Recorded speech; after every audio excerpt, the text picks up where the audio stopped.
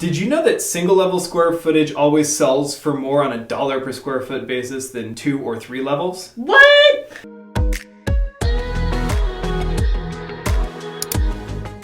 Hey there and welcome back to the channel. I'm Kristen, this is my husband Hans, and today we're talking about why single level square footage generally goes for more than square footage found on 2 or 3 story homes.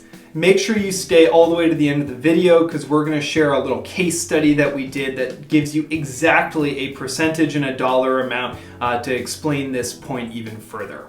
So for the purposes of this explanation, let's imagine we've got 2 homes side by side.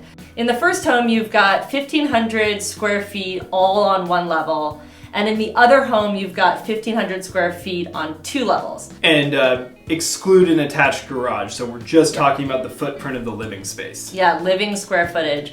So in the first home, the foundation, right, the footprint of the home on the lot is 1,500 square feet. Whereas in the second example, the footprint of the home is 750 square feet, but then you've got that on the bottom level and on the top level, totaling to 1,500 square feet.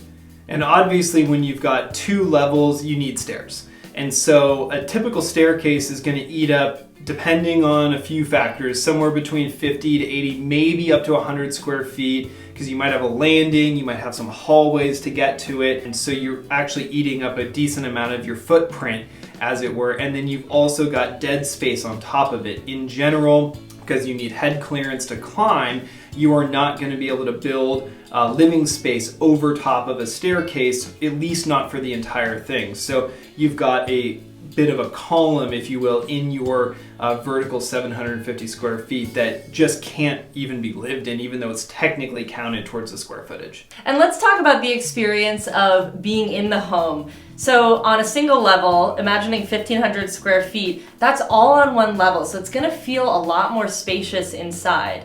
Whereas if you've got that same square footage on 2 levels, it generally feels a little bit narrow, a little bit more cramped, and you have that dead space that we were talking about as well.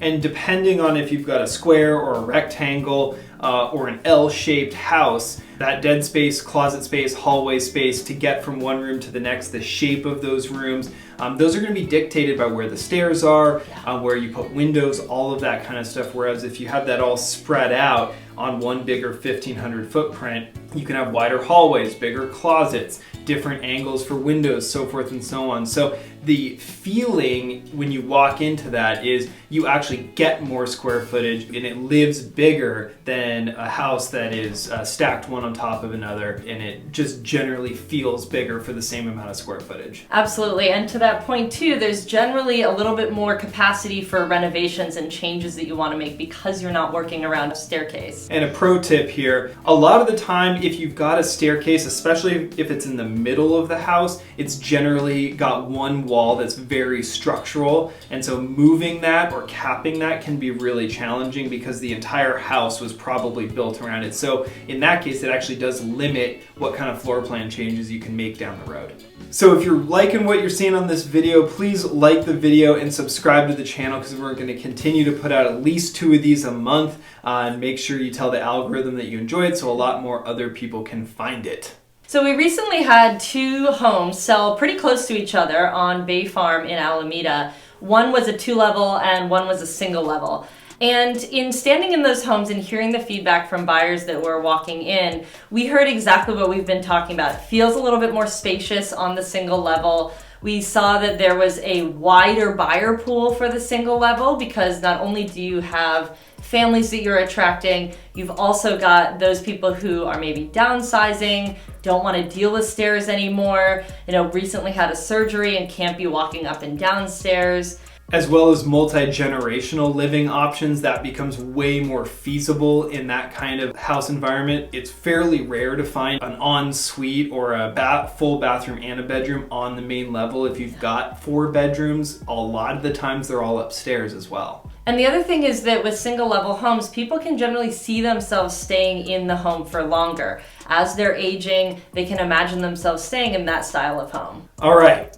Thanks for bearing with us to the end of the video. Here is our case study. So The way we set this up is we took 90 days of home sales data in Bay Farm Island so that we solved for year build, architectural style, and rough age. And we looked at the last 90 days of houses that sold between 1,800 and 2,500 square feet, which is a pretty typical size out there. And we simply split them up into two groups. 3 houses that were single level, 6 houses that were 2 levels. And what we found was that the single level houses sold at an average of $960 per square feet, whereas the 2 levels were $916 per square feet, which is about a 4.5% increase for the single level. To be fair, it's really hard to do apples to apples this way because there is size and scaling of square footage, pricing and finishes, and a few other factors that obviously go into this. But in general, what we see is people are usually willing to pay somewhere between 3 and 5% more for single level square footage than equivalent 2 level square footage. So we hope you enjoyed this video. If you did, please subscribe and hit like below. And as always, if you want to comment and tell us what you think, you can do so below as well. We'll see you on the next one.